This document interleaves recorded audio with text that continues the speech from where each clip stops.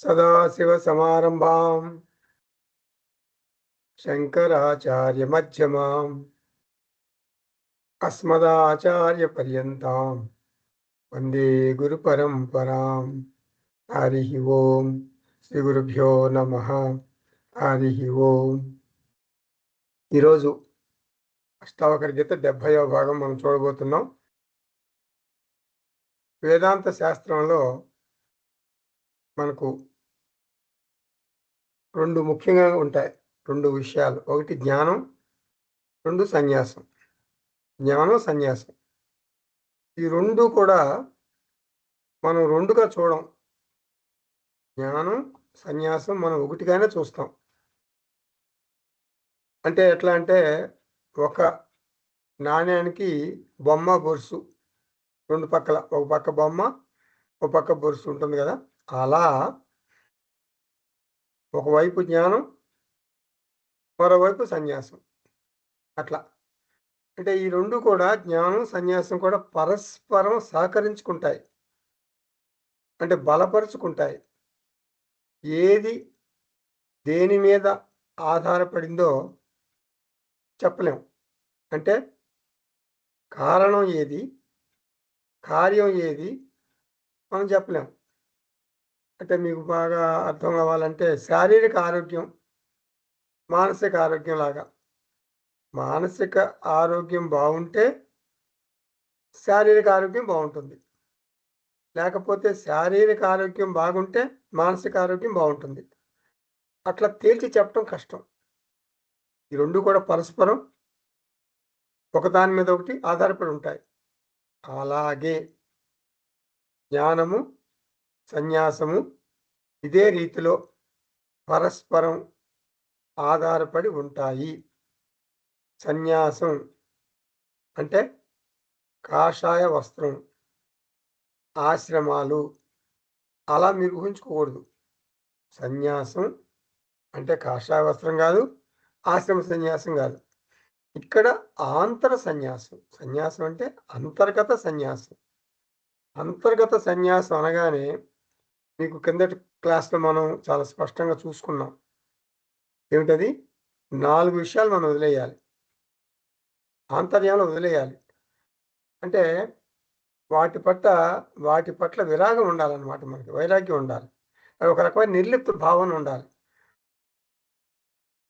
Ownership అంటే ఈ జగత్తుకు నేను ఓనర్ని కాదు అనే భావన మనకు ఉండాలి.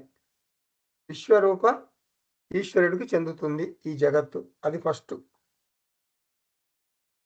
క్లీవింగ్ అంటారు దాన్ని ఇంగ్లీష్లో, క్లాస్ ప్రిజెక్షన్ అంటారు. చాలాసార్లు మనం చెప్పుకున్నాం. CLASP.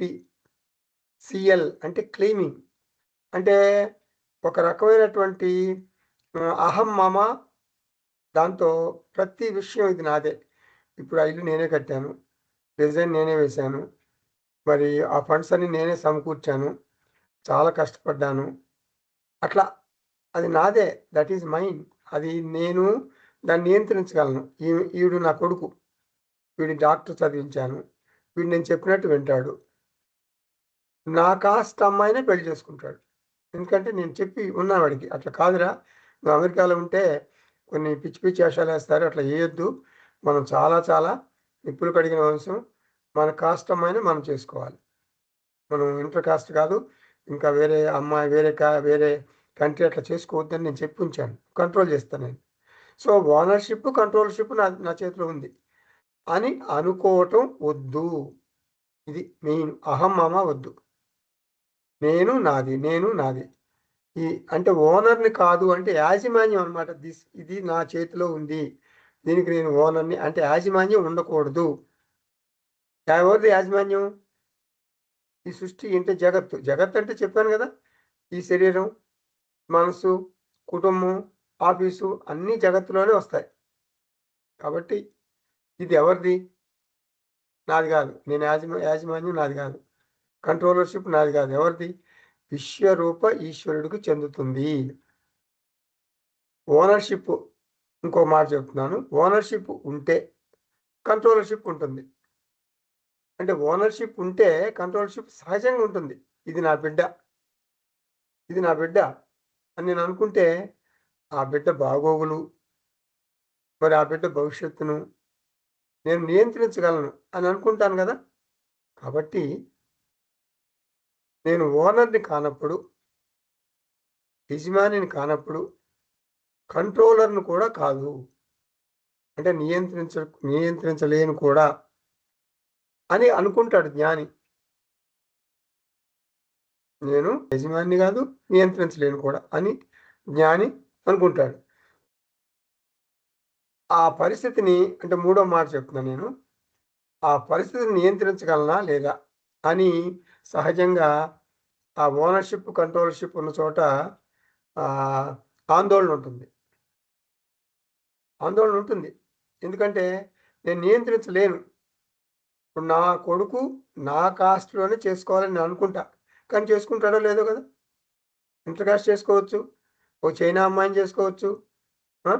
మరి జర్మనీ అమ్మాయిని చేసుకోవచ్చు అనే భయం ఉంటుంది నాకు. అక్కడంతా అట్లాగే ఉంటారు కదా! అమెరికాలో. తమాషాగుంటారు. ఏమవుతుందో నేనైతే అనుకుంటున్నా. కానీ నేను చెప్పలేను. ఇది ఆందోళన. కాబట్టి నియంత్రణ నాకుంది నా కొడుకు మీద అని నేను అనుకున్నప్పుడు సహజంగా ఆందోళన ఉంటుంది.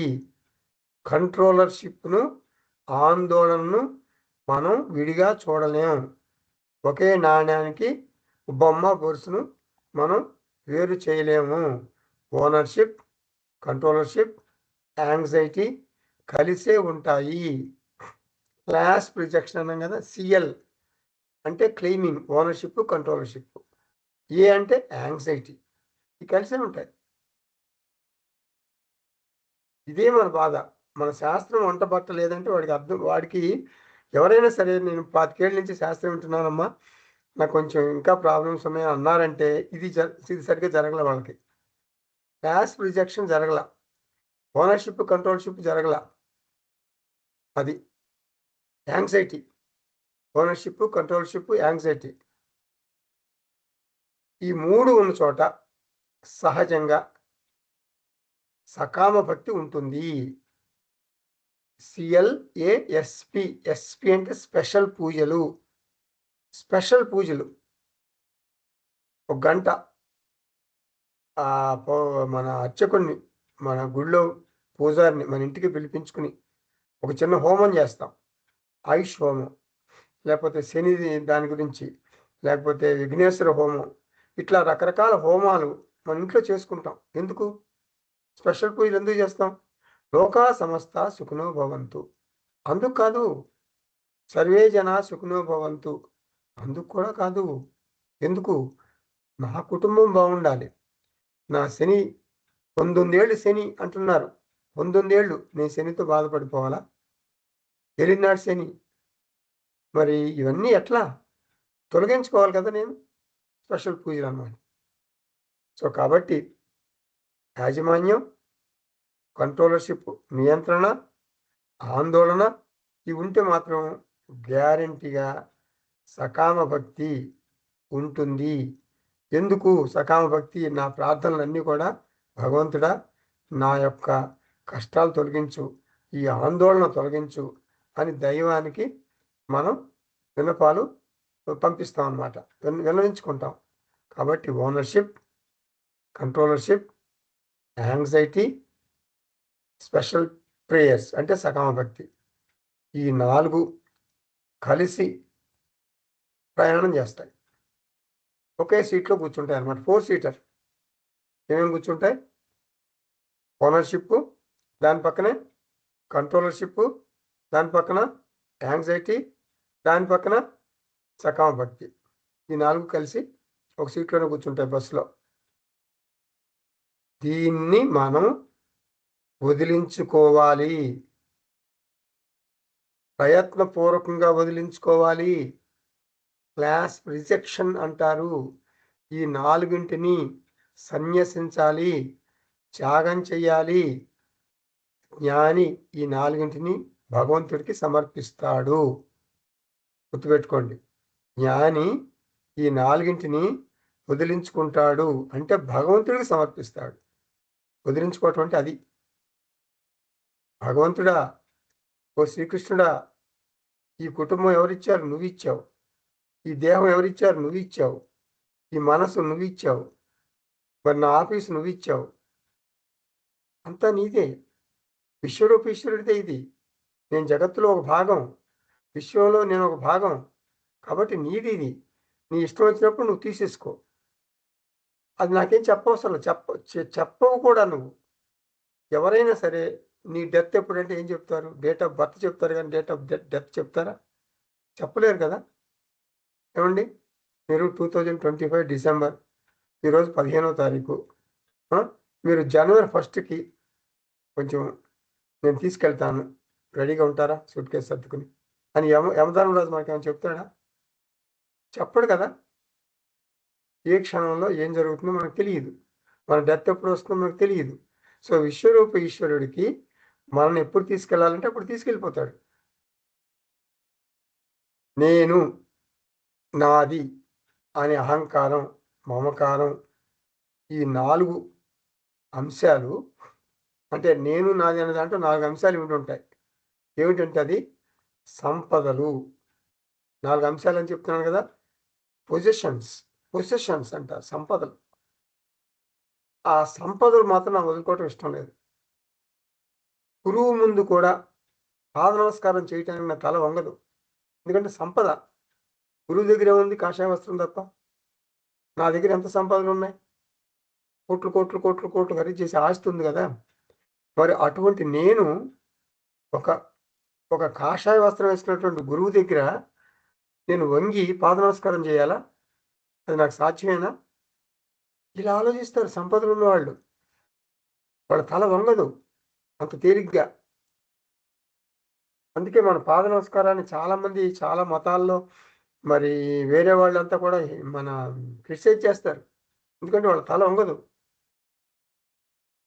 ఆ సంపదలు మీద, పొజిషన్స్ మీద ఓనర్‌షిప్, కంట్రోలర్‌షిప్, ఆందోళన, స్పెషల్ పూజలు. ఈ 4 వస్తాయన్నమాట. తర్వాత సంపదలయిపోయింది గదా! అంటే సంపదలున్న వాళ్ళని చూడండి మీరు, అసలు నవ్వరు వాళ్ళు. అంటే దాంట్లోంచి బయటికి రాలేరు. ఆ సంపదలున్న వాళ్ళని మీరు ఇంట్లో చూడండి, ఆఫీస్‌లో చూడండి, మీరెక్కడైనా చూడండి. మనకెక్కడన్నా ఫంక్షన్స్‌కొస్తారు. అప్పుడు కూడా వాళ్ళు మనతో మామూలుగా మాట్లాడరు. వాళ్ళు బిగుసుకుపోతారు. బిగుసుకుపోయి అదొక టైప్‌లో మాట్లాడతారు. చాలా ముభావంగా మాట్లాడతారు. ఎందుకంటే వాళ్ళకి బాగా ఇదనమాట సంపదలు నాకు చాలా చాలా ఆస్తిపాస్తులున్నాయి. నా అంతస్తేమిటి? వీడి అంతస్తేమిటి? వీడితో నేను ఎక్కువ సేపు మాట్లాడకూడదు. మాట్లాడితే నన్ను డబ్బులడుగుతాడు, పైసలడుగుతాడు. రిలేషన్స్. ఇంకా రిలేషన్స్ అంటే ఏంటి? కుటుంబం అనుకోండి పోనీ. ఎవరి పట్ల ఓనర్‌షిప్, కంట్రోల్‌షిప్ ఉంటుందో వాళ్ళని రిలేషన్స్ అంటాం మనం. అందుకని ఆందోళన, స్పెషల్ పూజలు చేస్తాం. అంటే కుటుంబ సభ్యులు మనకు రిలేషన్స్ కిందొస్తారు. ఇంకోటి మూడోది చెప్తున్నా. అతి కష్టమైన విషయం ఏంటంటే నా దేహం అంటే నా శరీరం. ఓనర్‌షిప్, కంట్రోలర్‌షిప్, ఆందోళన, స్పెషల్ పూజలు. అంటే క్లాస్ప్ నా దేహం గురించి. అసలు ఈ దేహం అనేది ఒకటుందని నాకు తెలీదు. ఒక 40, 50 సంవత్సరాలు వచ్చేదాకా. ఆ 40, 50 సంవత్సరాలు వచ్చిన తర్వాత వృద్ధాప్యం, వ్యాధులు, ఆ! అంతా అదొక టైప్‌లో ఉంటుందన్నమాట దేహం.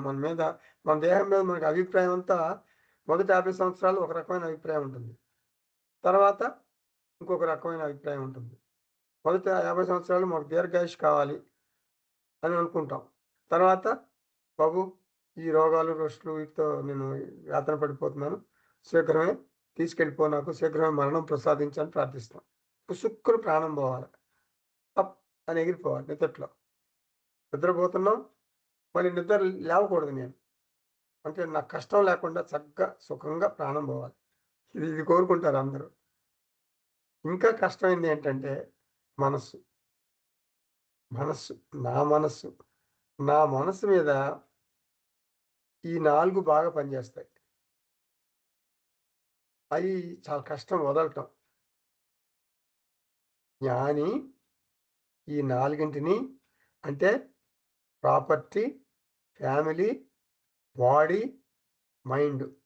జ్ఞాని ఈ 4ని ప్రాపర్టీ అంటే సంపదలని, తన కుటుంబాన్ని, తన శరీరాన్ని, తన మైండ్‌ని విశ్వరూప ఈశ్వరుడికి ఇచ్చేశాడు. ఇది ఎసెన్స్, క్రక్స్ ఈ ఈ ఈ భాగంలో 70వ భాగంలో. అష్టావక్ర మహర్షి ఈ విషయాన్ని ఈ శ్లోకాల ద్వారా మనకు చెప్తున్నారు. ఏం చెప్తున్నారు? జ్ఞానం గురించి చెప్తున్నారు. లేకపోతే అవి ఎలా సన్యసించాలి 4 అని చెప్తారు. ఇప్పుడు ఈ శ్లోకంలో శరీరం గురించి అంటే ఓనర్‌షిప్, కంట్రోలర్‌షిప్ ఎలా ఉంటుంది మనకు వివరిస్తున్నారనమాట. మన ఆధ్యాత్మిక ప్రయాణం అంటే మన శరీరం యొక్క ఆరోగ్యం మీద మాత్రమే ఆధారపడి ఉంటుంది. గుర్తుపెట్టుకోండి. ఎప్పుడు కూడా మన స్పిరిచ్యువల్ జర్నీ, మన హెల్త్ మీద ఆధారపడి ఉంటుంది. మనం పూర్తిగా ఆరోగ్యంగా ఉంటే నందతి నందతి నందచ్చేవ అంటాం. ఆనందమే ఆనందం. అదే గనక మన శరీరం అంటే మన దేహం అనారోగ్యం పాలైతే రోదతి రోదతి రోదతి ఏవ ఏడుపు, శోకం. జ్ఞానికి, రమణ మహర్షి లాంటి జ్ఞానికి ఈ భేదాలుండవు. నందతి, రోదతి ఈ 2 ఉండవు. ఆత్మానందంలో, స్వస్వరూపంలో హాయిగా, సుఖంగా ఉంటాడు జ్ఞాని. ఇప్పుడు శ్లోకం చూద్దాం. పతతు దేతు వా దేహః నాస్య చింతా మహాత్మనః స్వభావ భూమి విశ్రాంతి విస్మృత శేష సంశ్రుతేః. ఇది శ్లోకం. ఎంత బాగుంటుందో కదా! మీకు లైట్‌గా సాంస్క్రిట్ కూడా తేలిక సాంస్క్రిట్ ఇది. మీకు బాగా అర్థమైపోయి ఉంటుంది. అంటే తన స్వభావం అంటే స్వస్వరూప స్థితుల్లో ఉంటాడు జ్ఞాని. జనన మరణ చక్రం నుండి విడిపోయాడనమాట. ముక్తుడైపోయాడు. మహాశయుడు. అంటే తన శరీరం మృతి చెందిన సజీవంగా ఉన్న లెక్క చేయడు. శాంతంగా ఉంటాడు. ప్రశాంతంగా ఉంటాడు. అది ఈ శ్లోకం యొక్క తాత్పర్యం. అటువంటి జ్ఞాని దేహాభిమానాన్ని వదిలేశాడు. అంటే ఏమంటాడు? నేను దేహాన్ని సాక్షిగా చూస్తానంటాడు. వేదాంతంలో మొదటి రత్నం ఏంటది? నేను దేహం కాదు. నేను సర్వవ్యాపకమైన చైతన్యాన్ని. ఇది కదా మొదటి రత్నం, వేదాంత రత్నం. నేను నిత్యమైన మహా ఆత్మను. దేహంతో తాదాత్మ్యం చెందకుండా దేహాభిమానాన్ని వదిలి ఈ దేహాన్ని విశ్వరూప ఈశ్వరుడికి సమర్పిస్తాడు జ్ఞాని. ప్రారబ్ధాయ సమర్పితం స్వవపుః ఇతి ఏషాం మనీషా మమ. పతతు ఉదేతు వా దేహః. పతతు ఉదేతు వా దేహః. అంటే ఈ దేహం ఎక్కడైనా పడిపోయినా వృద్ధాప్యంలో ఈ దేహం బ్యాలెన్స్ తప్పి పడిపోతుంది. రోడ్డు మీద కావచ్చు, స్నానాల గదిలో కావచ్చు. ఎందుకు ఇప్పుడు మొన్న ఈ మధ్య ఒక వ్యక్తి పాద నమస్కారం చేసుకుంటున్నారు. ఒక వ్యక్తి పాద నమస్కారం చేసుకుంటున్నారు గురువు గారికి. నిన్న కళ్ళతో చూశాను. ఆ పక్కనే ఒక స్త్రీ ఉంది. అతను పాద నమస్కారం చేసుకోవటం అవగానే ఆమె చేసుకోవటానికి పాద నమస్కారం చేసుకోవటానికి ముందుకు వంగి పాద నమస్కారం చేసుకుంది. అంతే. తప్పని పక్కకు పడిపోయింది. అంటే చాలా భారీ విగ్రహం ఆవిడది. అంటే దేహం చాలా బాగా లావు అనమాట. కానీ మరి గురువుగారికి పాద నమస్కారం చేసుకోవాలి కదా! ఆయన చేసుకున్నప్పుడు నేను కూడా చేసుకుంటే బావుంటుందని అనుకుంది పాపం. చేసుకుంది. కానీ బ్యాలెన్స్ ఔట్ అయిపోయింది. పక్కన పడిపోయింది. ఇక ఆవిడని ఆహ్, ఆ పడిపోవడం అంటే కూర్చుంది అంతే. పడిపోవడం అంటే కూర్చుంది. కూలబడిపోవటం అంటారు దాన్ని. ఇంకా ఆవిడ భాషలో. ఇంకా ఆవిడని లేపాల. ఆ కూర్చున్న మనిషిని లేపటానికి చాలా చాలా ప్రయత్నం చేయాల్సొచ్చింది. చివరికి ఆమెకు ఉన్న డ్రైవరు పిలిచి, ఆ డ్రైవర్‌కి తెలుసు ఆవిడని ఎట్లా లేపాలో. ఆ డ్రైవరు పట్టుకొని ఆవిడని లేపితే అప్పుడు లేపటం జరిగింది. అంతటాప్యంలో మన బ్యాలెన్స్ తప్పి పడిపోతాం. స్నానాల గదిలో పడిపోతే మనకేమన్నా ఫోన్ ఉంటుందా అక్కడ? ఫోన్ చేస్తామా స్నానాల గది నుంచి? అక్కడేమన్నా కొంతమంది ఈ మధ్య పెట్టుకుంటున్నారు ప్రికాషన్ లాగా అక్కడ బెల్ అట్లా ఏమైనా జరిగితే ఒక బెల్ కొడతారు. ఒక స్విచ్ నొక్కుతారు. అంటే బయట వాళ్ళకి తెలుస్తుంది. స్నానాల గదిలో ప్రాబ్లమ్ ఉంది పడిపోయారని వస్తారాళ్ళు. అలా ఏదో ఈ మధ్య చేసుకుంటున్నారు. అదర్‌వైజ్ తెలీదు గదా! స్నానాల గదిలో పడిపోతే.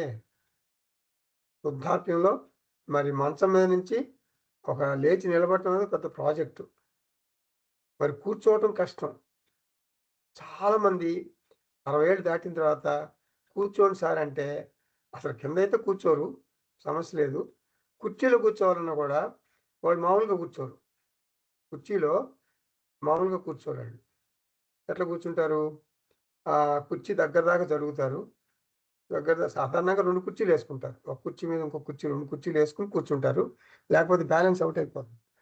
ఒక కుర్చీకి పోనీ ఉంటే జాగ్రత్తగా ఎట్లా కూర్చుంటారంటే, ఒక 4 ఇంచులు కుర్చీ బేస్ ఉందనగా టప్ అని పడిపోతారు. కుర్చీ మీద పడిపోతారు. మామూలుగా కూర్చోలేరాళ్ళు. చాలా బ్యాలెన్స్‌డ్‌గా పడిపోతారనమాట కుర్చీ మీద. ఆళ్ళు పడిపోవటమే, కూర్చోవటం. అట్లా. కంట్రోల్ ఉండదు. ఇది పతతు అర్థం ఇది. ఉదేతువా, ఉదేతువా దేహం లేచి నిలబడొచ్చు. అంటే జీవించి ఉండొచ్చు, మరణించొచ్చు. ఈ దేహం జీవించి ఉండొచ్చు, మరణించొచ్చు. అస్య మహాత్మనః ఇటువంటి జ్ఞానికి చింత ఉండదు. దేహం గురించి చింత ఉండదు. జ్ఞాని దేహాన్ని పట్టించుకోడు. అశ్రద్ధ చేస్తాడు అని అర్థం చేసుకోకూడదు మీరు. ఈ దేహానికి బాధ్యతగా తన వంతు సేవ తను చేస్తాడు. ఆహార నియమాలు పాటిస్తాడు. యోగా చేస్తాడు. మంచి ఆహారమే తీసుకుంటాడు. కంట్రోలర్‌షిప్ ఉండదు. అంతే. ఈ దేహం అది కాదు. ఇది విశ్వరూప ఈశ్వరుడిది. ఈ దేహం ఈ దేహానికి నేను ఏమి చేయాలో చేస్తా. నా వంతు కృషి నేను చేస్తా. యోగా చేస్తా. మంచి కంట్రోల్‌లో పెట్టుకుంటా బాడీని. అతిగా తినను. మితాహారం తీసుకుంటా. యోగా చేస్తా. మంచిగా చేసుకుంటా. మెడిటేషన్ చేసుకుంటా. ఆత్మజ్ఞానం పొందుతా. ఈ దేహం ద్వారా గదా ఆత్మజ్ఞానం పొందేది. అన్నీ చేస్తా. కానీ ఎప్పుడు రాలిపోతుంది? నా చేతిలో లేదు. ఈ దేహం యొక్క భవిష్యత్తు నా చేతిలో లేదు. ఎవరి చేతిలో ఉంది మరి? భగవంతుని చేతిలో ఉంది. అది, అది నాకు తెలుసు. అంటే జ్ఞానికి తెలుసు. కర్మణి ఏవ అధికారః. ఫలే నాస్తి కదాచన. దేహం గురించి జ్ఞానికి ఆందోళన లేదు. సడెన్‌గా ప్రాణం పోవచ్చు. సడెన్‌గా. లేకపోతే మంచం మీద ఎన్నో సంవత్సరాలు సేవలు చేయించుకొని చనిపోవచ్చు. ఐసీయూలో ఉండి బ్యాంక్ బ్యాలెన్స్ అంతా బ్యాంక్ బ్యాలెన్సు 90,00,000 ఉంది.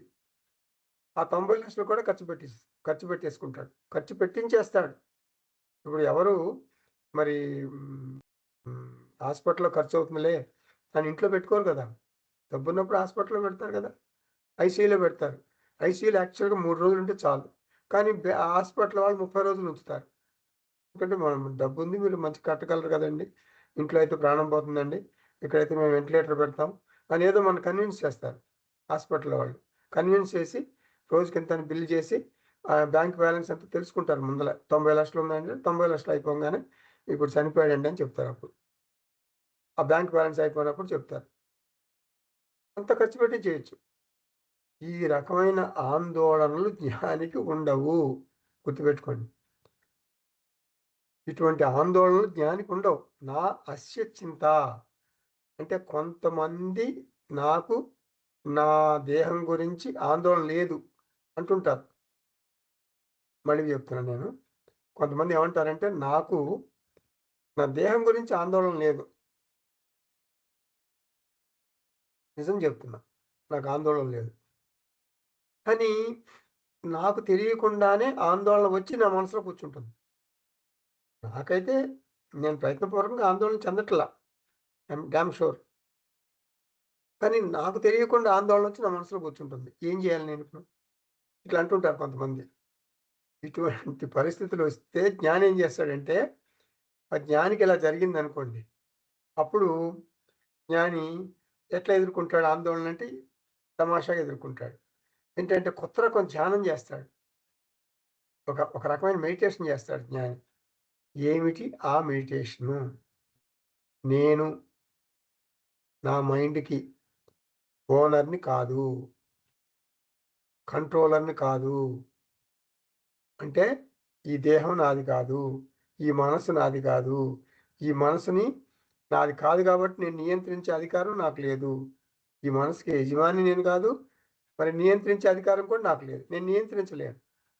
నేను యజమానిని కాదు కదా! దీని రిమోట్ నా దగ్గర లేదు. కాబట్టి ఈ మనసు నాది కాదు. ఎవరిది మరి మనసు? నా మనస్సు అంటే ఈ దేహానికి సంబంధించిన మనస్సు భగవంతునిది. భగవంతుడే దీనికి యజమాని. భగవంతుడే దీన్ని నియంత్రించగలడు.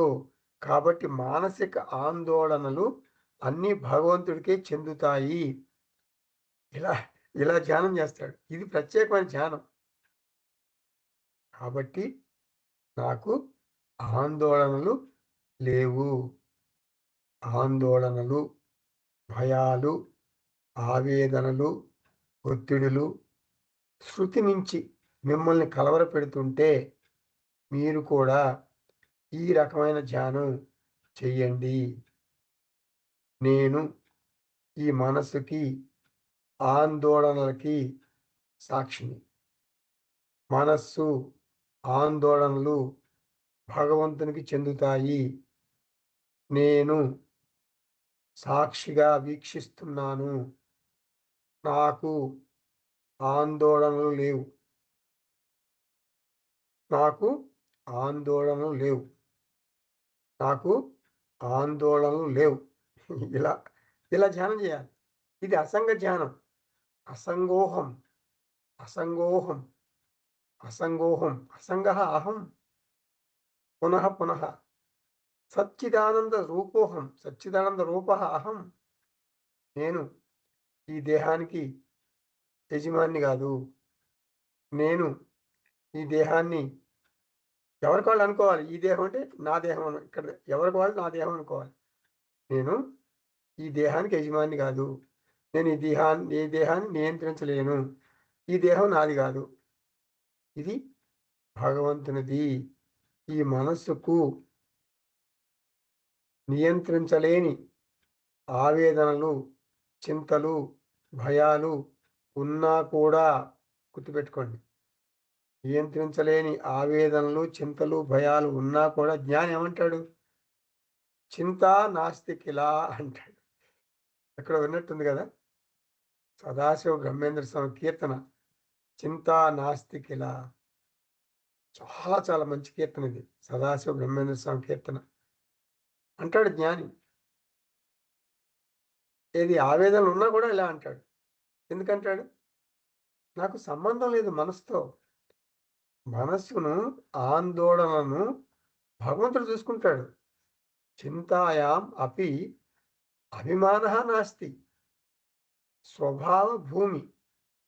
అంటే నా దేహం సెకండ్ ఫ్లోర్‌లో ఉంది.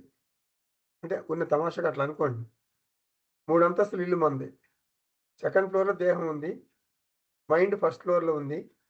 జ్ఞాని గ్రౌండ్ ఫ్లోర్‌లో ఉన్నాడు. టచ్ లేదింకా. నాకు సంబంధం లేదు. గ్రౌండ్ ఫ్లోర్‌లో భూమి మీద ఏముంది? ఆత్మ, సాక్షి చైతన్యం. దేహాన్ని, మనసుని వీక్షిస్తుంది. ఇక్కడ ఆత్మను స్వభావ భూమి అంటున్నారు. విశ్రాంతి అంటే ఆత్మలో రమిస్తున్నాడు. విస్మృత అంటే ఆందోళన గురించి ఆందోళన చెందడు. తమాషాగా ఉంది గదా! విస్మృత అంటే ఆందోళన నాకు ఆందోళన వస్తుంది బాబోయ్! అని ఆందోళన చెందుతారు చాలామంది. సో, కాబట్టి ఆందోళన గురించి ఆందోళన ఉండకూడదు. ఆగిపోవాలని కూడా అనుకోడు. ఆందోళన గురించి ఆందోళన చెందడు. ఆగిపోవాలని కూడా అనుకోడు. అంటే అది పట్టించుకోడనమాట. ఎందుకంటే నాది కాదు కదా ఇది. ఇది భగవంతుడిది. ఆయన చూసుకుంటాడు. నాకెందుకు అని అనుకుంటాడనమాట. మన ఆలోచన సరళి ముఖ్యంగా జాగ్రత్తగా వినండి ఈ వాక్యం. చాలా మంచి వాక్యం. మన ఆలోచన సరళి ముఖ్యంగా వాసనల మీద ఆధారపడి ఉంటుంది. మనసు మీద కాదు. అంటారు దయానంద స్వామీజీ. ఏమంటారు? అంటే మన మనసులో వచ్చే ఆలోచనలు సాధారణంగా వస్తుంటాయి, పోతుంటాయి. అది మనం నియంత్రించుకోగలం మనం కొంతవరకు. కానీ చాలా మందికి ఆలోచనలు ఎట్లా వస్తాయంటే, వాళ్ళ వాసనల మూలంగా వస్తాయి. వాసనలంటే ఎక్కడో జన్మలు ఎక్కడో మన ఎక్కడో రిమోట్ అనమాట. మనకు తెలీదది. సడెన్‌గా వస్తాయవి వాసనలు. వాసన బేస్డ్ ఆలోచనలు, విల్ బేస్డ్ ఆలోచనలు 2 రకాలుంటాయి మనకి. మన మనసులో విల్ బేస్డ్ ఆలోచనలంటే మనసులోంచి వచ్చే ఆలోచనలు మనం కంట్రోల్ చేస్తాం. అది మనకు తెలుసు. ఎట్లా కంట్రోల్ చేయాలో. కానీ వాసన బేస్డ్ ఆలోచనలు మనకు తెలీదు. ఇప్పుడు నేను చాలా మంచిగా ఉన్నా. కానీ ఈ వాసనలు ఎక్కడి నుంచో పాతాయి గదా! అక్కడేదో కోరి నేను. ఒక 20 సంవత్సరాలకు 20 జన్మలకు ముందు ఏదో మర్డర్‌లు చేసే మనిషిననుకోండి నేను. ఆ వాసనలన్నీ వచ్చేస్తాయి గదా! ఇప్పుడు. తెలీదు గదా! ఇప్పుడంటే నేను సత్వ ప్రవృత్తితో నేనున్నానిప్పుడు. కానీ అటువంటి ఆలోచనలు, చెడ్డ ఆలోచనలు నాకొస్తున్నాయి. వాసన బేస్డ్ అనమాట అది. చాలా ఆశ్చర్యం గదా! కాబట్టి అవి నీ చెప్పు చేతుల్లో ఉండవు. అందుకని భగవంతుడికి ఇచ్చేస్తాను. దయానంద స్వామీజీ అంటారనమాట. ఏమంటారు? ఆలోచన సరళి వాసనల మీద ఆధారపడి ఉంటుంది. మనసు మీద కాదు. మనస్సులో జనించే ఆలోచనలు నీ చెప్పు చేతుల్లో ఉంటాయి. కానీ వాసనలో వచ్చే ఆలోచనలు నీవు నియంత్రించలేవు. ఏం జేయాలప్పుడు నియంత్రించలేకపోతే? ఒక గవర్నర్ ఇప్పుడు జనవరి 26కి ఒక పెరేడ్ గ్రౌండ్స్‌లో గవర్నర్ ఉంటాడక్కడ. March past. అక్కడ అంతా ఒక లైన్‌లో ఎళ్తుంటారు. మార్చ్ పాస్ట్ చేస్తే వందనం స్వీకరిస్తాడు. అంతే. అట్లా ఈ ఆందోళనతో ఉన్నటువంటి వాసనాభేష ఆలోచనలన్నీ కూడా నీ మనసులో వస్తుంటే, నీ మనసులో అటువంటి వాసనాభేష ఆలోచనల్ని ఒక గవర్నర్ లాగా సెల్యూట్ కొట్టు. సాక్షిగా వీక్షించు. మార్చి ఫాస్ట్ వందనం స్వీకరించు. ఇది కర్మ సిద్ధాంతం. అంతే. స్వభావ భూమి విశ్రాంతి. విశ్రాంతి అంటే ఆత్మస్థితిలో ఉండిపోవటం. విస్మృత అంటే ఆందోళన గురించి ఎక్కువగా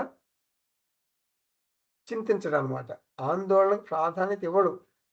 చెప్పాను గదా! 2 రకాల ఆందోళనలుంటాయి. ఒకటి ఆందోళన. జగత్తు గురించి ఆందోళన. జగత్తంటే చెప్పాను గదా! మొత్తం అంతా. నీ ఫ్యామిలీ, మరి నీ బాడీ, మైండు అంతా. రెండోదేంటంటే నాకు ఆందోళన ఉంది అనే ఆవేదన. ఆందోళన గురించి ఆందోళన. జ్ఞానికి ఈ 2 ఉండవు. ఇది విస్మృత అశేష సంస్కృతేహి. అంటే ఆందోళన గురించి ఆవేదననే సంసారం అంటాం. జ్ఞానికి సంసారం ఉండదు. జ్ఞానికి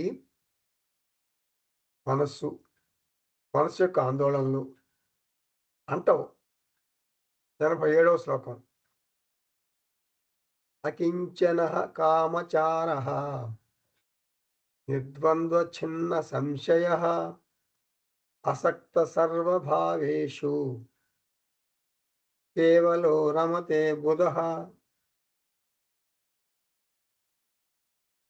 ఎంత బావుంటుందో చూడండి ఈ శ్లోకం. నా దగ్గర అసలు రెండో వస్తువు లేదు అనేటటువంటి దృఢ జ్ఞానంతో యథేచ్ఛగా చరిస్తూ ఉంటాడు జ్ఞాని. ఇంకా మోహం ఎందుకొస్తుంది? రెండో వస్తువు ఉంటే గదా మోహం. అంటే సర్వ సంశయ రహితుడై, నిత్య ఆనంద స్వరూపుడై ఉంటాడు. కించన, కించన అంటే అకించనః అంటే నాదంటూ ఏం లేదు.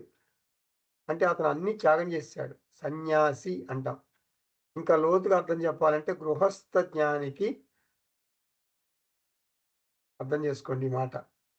గృహస్థ జ్ఞానికి భార్య, పిల్లలు, ఇల్లు, ఆస్తిపాస్తులు అన్నీ ఉంటాయి కదా!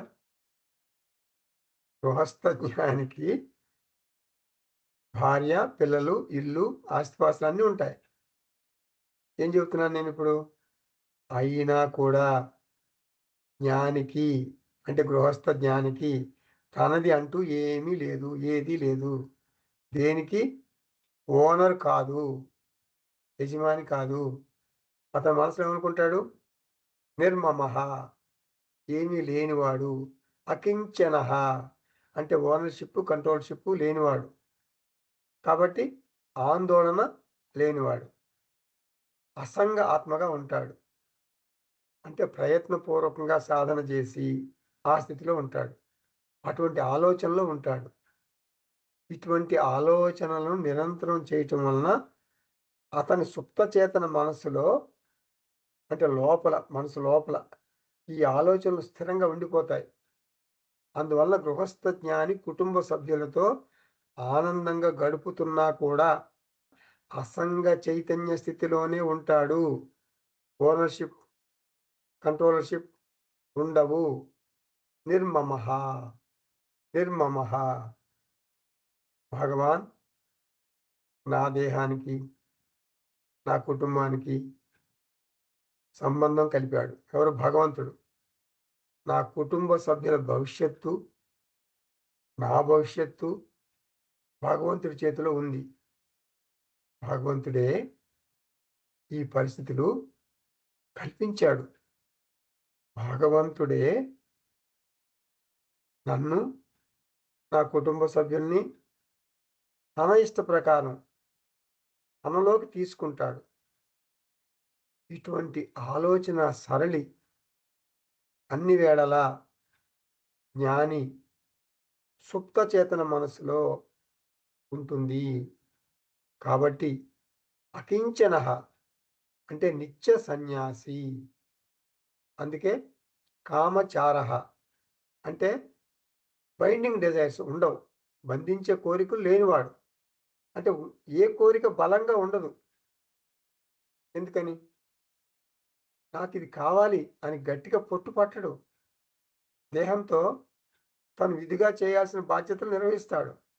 కానీ ఓనర్‌షిప్ లేదు, కంట్రోలర్‌షిప్ లేదు. కాబట్టి ఆందోళన లేదు. స్వేచ్ఛా జీవితం. ఎజెండా అంటూ లేదు. పూర్ణః అహం పూర్ణః పూర్ణత్వం కోసం ప్రయత్నం చెయ్యడు. పూర్ణత్వంతో పనులు చేస్తాడు. నిర్ద్వంద్వః అంటే భావోద్వేగ పరంగా ద్వంద్వాలకు అతుక్కుపోడు. విజయం, అపజయం ఇటువంటి ద్వంద్వాలకు అతీతంగా ఉంటాడు. నా కొడుకు నా కులం అమ్మాయినే పెళ్లి చేసుకోవాలి. ఇది కంట్రోలర్‌షిప్. ఈ శాస్త్రం అర్థం చేసుకోండి. మీరు అదేంటండి అందరూ ఇంటర్ కాస్ట్ మ్యారేజ్‌లు చేసుకోవాలని ఉందా? మరి ఏ కులంలో వాళ్ళు ఆ కులంలో వాళ్ళు చేసుకుంటే తప్పా? అని మనం పెడర్థాలు తీయకూడదు. ఇక్కడ సబ్జెక్ట్ ఏమిటంటే నా కొడుకు నా నియంత్రణలో ఉండాలి. నేను కంట్రోల్ చేస్తున్నా. నేను కన్నాను. వాడు నా కొడుకు. He is my blood. నేను చెప్పినట్టు వినాలాడు. ఇటువంటి ఓనర్‌షిప్, కంట్రోలర్‌షిప్ ఉంటే నీకు ఆందోళన ఉంటుంది. ఆందోళన ఉంటే ఈ సకామ కర్మలు చేస్తావు. మొత్తం నాశనం. నీ లైఫ్ నాశనం. నీకు ఆత్మజ్ఞానం ఉండదు. శాంతి, భద్రత, ఆనందం ఉండవు. ఇంకెతుక్కో. కొడుకులు ఎతుక్కుంటావనమాట. కొడుకు నా కాస్ట్ పెళ్లి చేసుకుంటే, నా కాస్ట్ అమ్మాయిని పెళ్లి చేసుకుంటే నాకు శాంతి, ఆనందం. చేసుకోకపోతే వాడి దగ్గర నా రిమోట్ పెట్టేసా. నా కోడల దగ్గర నా రిమోట్ పెట్టేసా. కొడుకు దగ్గర రిమోట్ పెట్టేసా. వాడు రిమోట్ నొక్కితే నేను ఇక్కడ ఆడుకుంటా. వాడొస్తాడా? నేను చనిపోతే వాళ్ళొస్తారా? నా తలగొరువు పెడతాడా? ఇప్పుడు వాడు ఇంటర్ కాస్ట్ మ్యారేజ్ చేసుకుంటాను. నేను ఒప్పుకోలేదు. అయితే నా నా నా తలగొరువు పెట్టడానికి రాడు కదా వాడు. ఇది. ఈ ఫస్ అనమాట. ఈ ఫస్‌లో మనం ఇరుక్కుపోతాం.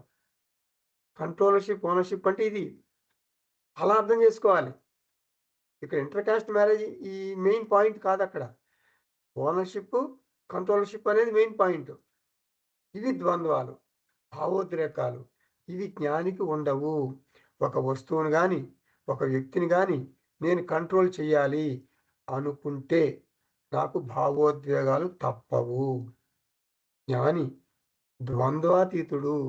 చిన్న సంశయః నిస్సంశయ జ్ఞానం కలవాడు. చిన్న సంశయ అంటే కొంచెం చిన్న చిన్న సంశయాలు ఉంటాయి, చిన్న చిన్న లోపాలు ఉంటాయి అని అనుకోకూడదు. చిన్న సంశయ అంటే నిస్సంశయ జ్ఞానం కలవాడు. ఏమిటది జ్ఞానం? నేను అసంగ ఆత్మను. నా దేహం, నా మనస్సు, నా కుటుంబం, నా సంపదలు అన్నీ విశ్వరూప ఈశ్వరునికి చెందుతాయి. నేనెవరిని?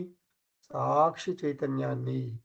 కాబట్టి జ్ఞాని అంటే గృహస్థ జ్ఞాని, ఒక సన్యాసి, అసక్తః అంటే ఓనర్‌షిప్, కంట్రోలర్‌షిప్ లేనివాడు, ఆందోళన లేనివాడు, ప్రత్యేక పూజలు లేనివాడు, క్లాస్ రిజెక్షన్ చేసినవాడు, నేను నాది అనే అహం మమ వదిలేసినవాడు, బంధం లేనివాడు, బాధ్యతారహితంగా ఉంటాడని అర్థం చేసుకోకూడదు. నిర్లక్ష్యంగా ఉంటాడని అర్థం గాదు. అజాగ్రత్తగా ఉంటాడని అర్థం గాదు. ఏ చూడండి ఇట్లా చెప్తే భార్యని, భర్తని, పిల్లల్ని ఎవరిని లెక్క చేయడు. ఒక మూల కూర్చుంటాడు. ఒక ఈజీ చైర్‌లో లేజీగా కూర్చుంటాడు అని అర్థం చేసుకోకూడదు మీరు. ఏ పరిస్థితుల్లో ఏం జేయాలో తన వంతు బాధ్యతగా అది చేస్తాడు. పరిస్థితులకు అనుగుణంగా ప్రవర్తిస్తాడు. అమెరికా వెళ్తాడు, ఆస్ట్రేలియా వెళ్తాడు, మరి కెనడా వెళ్తాడు, పిల్లల దగ్గరికెళ్తాడు, పిల్లలతో మంచిగా ముచ్చటిస్తాడు. కానీ రాగం పెట్టుకోడు. అటాచ్‌మెంట్ పెట్టుకోడు. ముఖ్యమైన వాళ్ళు గురువుగారు కదండీ! ఇప్పుడు అటాచ్‌మెంట్, డిటాచ్‌మెంట్, రాగం, ద్వేషం ఇవన్నీ అంటున్నారు గదండీ మీరు. నాకు చాలా బాగా నచ్చినాయండి ఆ మాటలు. అటాచ్‌మెంట్, డిటాచ్‌మెంట్ ఉండకూడదు. రాగద్వేషాలు ఉండకూడదు. కానీ ఇప్పుడు పిల్లలేమో అమెరికాలో ఉన్నారు. ఆస్ట్రేలియాలో ఒకళ్ళున్నారు, అమెరికాలో ఒకళ్ళున్నారు, కెనడాలో ఒకళ్ళు ముగ్గురు. 3 చోట్లున్నారు. నేను, నా భార్య ఇద్దరం ఉన్నాం. ఇక్కడ ఇండియాలో. ఇద్దరం మరి వృద్ధాప్యంలో ఉన్నాం. వృద్ధులం. వాళ్ళ మీద అటాచ్‌మెంట్ పెట్టుకోకపోతే ఎవరి మీద పెట్టుకుంటాం గురువుగారు? అంటే అందరితో పెట్టుకోం. అంటే ఇద్దరు కొడుకులు, ఒక కూతురు ఉన్నారు. ముగ్గురున్నారు. ముగ్గురితో కొంచెం కొంచెం అటాచ్‌మెంట్ పెట్టుకోకుండా ఎలా? అంటే మరి అసంగాత్మ, మరి నిర్మమః ఇయన్నీ ఎక్కడ కుదురుతాయండి మాకు? ఏదో ఉంటుంది గదండీ కొంచెం. ఇప్పుడు పుట్టిన పిల్లల మీద ఉండకుండా ఆ మాత్రం రాగం అది లేకుండా ఎలా ఉంటాయండి? అని అంటున్నారా మీరు? అని అంటారు. యూజువల్‌గా అడుగుతారు చాలామంది. ఇది కష్టం అండి. అంటే ఈ ఈ మాత్రం మరి అంటే నీ పిల్లల్ని నువ్వు ప్రేమించొద్దని ఎవరు అనరు. శాస్త్రం చెప్పదు. శాస్త్రం ఒక 1000 తల్లులతో సమానం. తల్లి బిడ్డను ప్రేమిస్తుందా లేదా? ఒక తల్లి బిడ్డను ప్రేమిస్తుంది గదా! ఒక తల్లి బిడ్డను ప్రేమిస్తుంది. 1000 తల్లులు ఒకే బిడ్డ 1000 తల్లులు ఉన్నారనుకోండి ఎట్లా? 1000 తల్లులు ప్రేమిస్తారు కదా! అలా శంకరాచార్య కఠోపనిషత్ భాష్యంలో చెప్పారు. ఏం చెప్పారు శంకరాచార్య? 1000 తల్లులతో సమానం శాస్త్రం. అంటే ప్రేమించొద్దు అంటలేదు. నీ పిల్లలతో నువ్వు ప్రేమగా ఉండు. అంతా బానే ఉంది. కానీ రాగం పెట్టుకోవద్దు. అంతే. అది పాయింట్. రాగం అనేది పాయింట్. ఇప్పుడు ఒక్కళ్ళ మీద రాగం పెట్టుకోకుండా ముగ్గురే కదా పిల్లలు. ముగ్గురి మీద రాగం పెట్టుకోకుండా ఎలా ఉంటామండి అంటే, శాస్త్రం ఏం చెబుతుందంటే, నీవు దోమతెరలో మస్కిటో నెట్‌లో మంచిగా పడుకున్నావు. ఇప్పుడు మస్కిటో నెట్‌లు లేవు. ఇదివరకు మస్కిటో నెట్‌లు ఉండేయి. అంటే మస్కిటోస్ రాకుండా ఒక నెట్ ఉంటుంది. ఆ నెట్‌లో మనం హాయిగా నిద్రపోతాం అనమాట. మస్కిటోస్ రావు.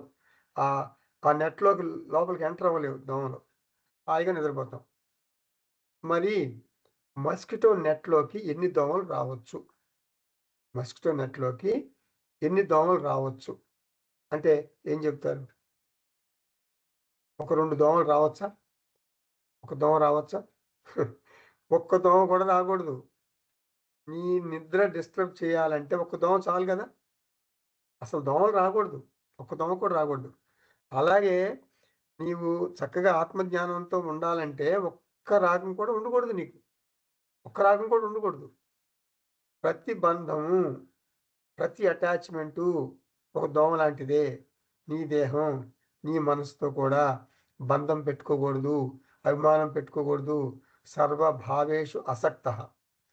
కాబట్టి కేవలః ఒంటరిగా అని అర్థం. ఆధ్యాత్మిక ప్రయాణం అంటే స్వామి చిన్మయానంద్ అంటారు. Alone to the alone. All alone. Alone to the alone. All alone. రెండో వస్తువు లేదు. ఏకాంతంగా ఉన్నాను అని బాధపడతాడా జ్ఞాని? మోరల్ సపోర్ట్ లేదు, భద్రత లేదు అనుకుంటాడా? మరి ఇవేమి జ్ఞానికి లేకపోతే బాధ ఉండదా? బుధః రమతే, ఆత్మలో రమిస్తాడు. తన దేహాన్ని, మనస్సుని, కుటుంబాన్ని విశ్వరూపీశ్వరునికి ఇచ్చేశాడు. కాబట్టి దేహం గురించి, కుటుంబం గురించి నాకెందుకయ్యా ఆందోళన? భగవంతుడికి ఉండాలి ఉంటే. ఇది భగవంతుడు కదా! అంతే. జ్ఞానికుండదు. అది. ఉంటే ఆత్మ గురించి ఆందోళన ఉండాలి. ఆత్మ గురించి ఆందోళన ఏముంటుందసలు? ఆత్మ పూర్ణః. కొత్తగా పొందేది లేదు, పోగొట్టుకునేది లేదు. అందుకని జ్ఞానికి ఆందోళన ఉండదు. నందతి నందతి నందత్యేవ. 88వ శ్లోకం. నిర్మమః శోభతే ధీరః సమలోష్టాశ్మకాంచనః సుభిన్న హృదయ గ్రంథిః వినిర్ధూతరజస్తమః.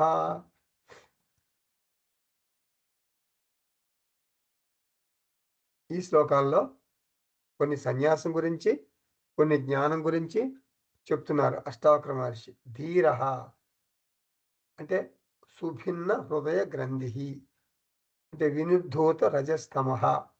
ఇదంతా ఆత్మజ్ఞానం గురించి వివరణ అనమాట. ధీరః అంటే ఆత్మజ్ఞానాన్ని మంచిగా ఆస్వాదిస్తాడు. ఏమిటది? దేహం, మనసు, కుటుంబం, సంపదలు అన్నీ భగవంతునికి చెందుతాయి. తన్ను మన్ను ధన్ను సబ్ కుచ్ తేరా. తన్ మన్ ధన్ సబ్ కుచ్ తేరా. అన్నీ భగవంతునికి ఇచ్చేస్తే మరి నేనేమిటి?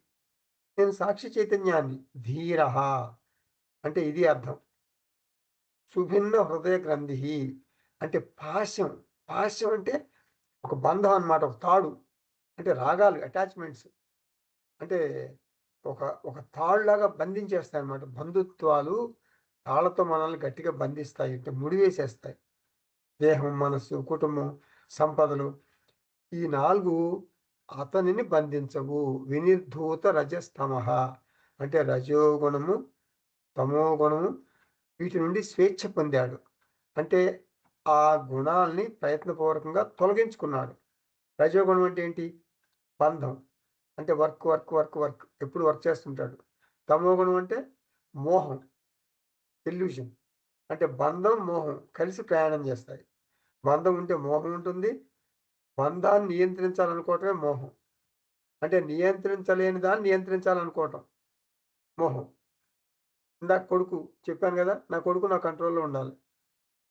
నా కొడుకు నాలాగా మంచిగా, మంచి క్యారెక్టర్‌తో జీవించాలి. వాడు అనవసరంగా ఆపరేషన్ అవసరం లేకపోయినా ఆపరేషన్ అంటాడు, డబ్బులు తీసుకుంటున్నాడు. కోట్లు, కోట్లు, కోట్లు సంపాదిస్తున్నాడు. నా కొడుక్కి నైతిక విలువలు లేవు. మోరల్ వాల్యూస్ లేవు. చాలా పెద్ద డాక్టరు. ప్రపంచంలో ఒక 10 మంది డాక్టర్‌లో వాడు కూడా ఒకడు. ఏం లాభం? మోరల్ వాల్యూస్ లేవు గదా! మోరల్ వాల్యూస్ పెట్టుకో. నైతిక విలువలున్నాయి. నైతిక విలువలు ఆచరించు అని నేను ఎన్ని చెప్పినా, ఎంత చెప్పినా వినిపించుకోవట్లా. అంటే నేను నియంత్రించలేకపోతున్నా. నాకు చాలా బాధనిపిస్తుంది. సో, ఇది ఉండకూడదు. నువ్వు నియంత్రించలేవు. నియంత్రించలేని దాన్ని నియంత్రించాలనుకోవటం మోహం. కాబట్టి జ్ఞాని సత్వగుణ ప్రధానంగా జీవిస్తాడు. నేను సర్వవ్యాపకమైన చైతన్యాన్ని. శాంతి, భద్రత, ఆనందం నా నుంచే వస్తున్నాయి. అర్థం చేసుకోండి. అంటే శాంతి, భద్రత, ఆనందం దేహంలో లేవు, మనస్సులో లేవు, కుటుంబంలో లేవు, సంపదలు అవన్నీ ఇవ్వలేవు. చాలామంది అదే కదా అనుకుంటారు. నా భార్య నాకు శాంతి, భద్రత, ఆనందం ఇస్తుంది. నా భర్త నాకిస్తాడు. పిల్లలు నాకిస్తారు. నా కుటుంబంలో చాలామంది ధనవంతులున్నారు. ఎమ్మెల్యేలు, ఎంపీలు వాళ్ళంతా నాకు ఆనందం ఇస్తారు అనుకుంటారు. నో. అవన్నీ బొమ్మ కుర్చీలు. Cardboard chairs. షోకేస్‌లో పెట్టుకో. పని చెయ్యి. ఈమె నా తల్లి. ఈయన నా తండ్రి. ఈమె నా భార్య. ఈయన నా భర్త. ఇట్లా అందరికి పరిచయం చేసుకో. తప్పులేదు. పరిచయం చేసుకో. కార్డ్‌బోర్డ్ చైర్ మీద కూర్చోకూడదు. అంటే పరిచయం చెయ్యి. నా భార్య, భర్త, తల్లి, తండ్రి అంతా పరిచయం చెయ్యి. భావోద్వేగపరంగా వారి మీద ఆధారపడకూడదు. ఇది జ్ఞానం గురించి చెప్పారు ఇంతవరకు. మిగిలిన మాటలు సన్యాసి గురించి చెప్తున్నారు. నిర్మమః, ఇది చాలా డేంజరస్ మాట. ఇది మీరు మనసులో పెట్టుకోవాలి, అందరితో చెప్పకూడదు. సృష్టిలోని నిర్మమః, సృష్టిలోని ఏ వస్తువు మీద ఏ వ్యక్తి మీద మమకారం లేదు. ఇది బయటికి చెప్పకూడదు. బయటికి చెప్తే కుటుంబ సభ్యులు నిన్ను చేదరించుకుంటారు, నిన్ను వెలివేస్తారు. కుటుంబంతో సామరస్యంగా ఉండాలి, ఉండి తీరాలి. కానీ లోపల నిర్మమ అనుకోవాలి. షోకేసులో కార్డుబోర్డు చైర్ పెట్టడం అనమాట. షోకేసులో కార్డుబోర్డు చైర్ ఉండాలి. కార్డుబోర్డు చైర్ ఎక్కడ ఉండాలి? షోకేస్లో ఉండాలి. కానీ కార్డుబోర్డు చైర్ కిందకి షోకేస్లోంచి కింద పెట్టి దాని మీద కూర్చోకూడదు. అంటే అర్థం చేసుకోండి, భావోద్వేగపరంగా కుటుంబ సభ్యుల మీద ఆధారపడకూడదు. భావోద్వేగపరంగా అంటే ఎమోషనల్గా ఆధారపడటం కార్డుబోర్డు చైర్ మీద కూర్చోవటం లాంటిది. సమలోష్టాస్మ కాంచన, నేను యజమాని కాదు అంటే ఆ వస్తువు భగవంతుని అర్థం. అందుకని నాకు సమబుద్ధి ఉంటుంది అంటే ప్రతిచర్య లేని మనసు ఉంటుంది. లోష్ట అంటే మట్టి ముద్ద, అశ్మ అంటే రాయి, కాంచనం అంటే బంగారం ముద్ద. అవి ఏవి నన్ను కదిలించలేవు, వాటిని చూసి నా మనసు చెలించదు అని అర్థం. అంటే మనసులో కోరికలు ఉండవని అర్థం. అంచనాలు పెట్టుకోడు. అంటే మట్టి అంటే మరి రాయి అంటే మరి బంగారు ముద్ద అంటే తేడా తెలియదు, వాడు ఒక మూర్ఖుడు. అట్లా అనుకోకూడదు మీరు. మనం బంగారు ముద్ద అనగానే అంచనాలు పెట్టేసుకుంటాం. నా భార్యకి వడ్రానం చేయించాలి, ఈ మధ్య కొంచెం లావైంది, వడ్రానం అంటే కొంచెం ఎక్కువ బంగారం పడుతుంది, ఇలా అంచనాలు పెట్టేసుకుంటాం. అసలు కోరికలు ఉండవు కదా, బైండింగ్ డిజైర్స్ ఉండవు కదా, అన్నీ ఒకే రకంగా చూస్తాడు అనమాట. అట్లా అట్లా అర్థం చేసుకోవాలి. 3 ముళ్ళు. పెళ్ళి అంటే ఏమిటి? అటాచ్మెంట్ అంటే 3 ముళ్ళు.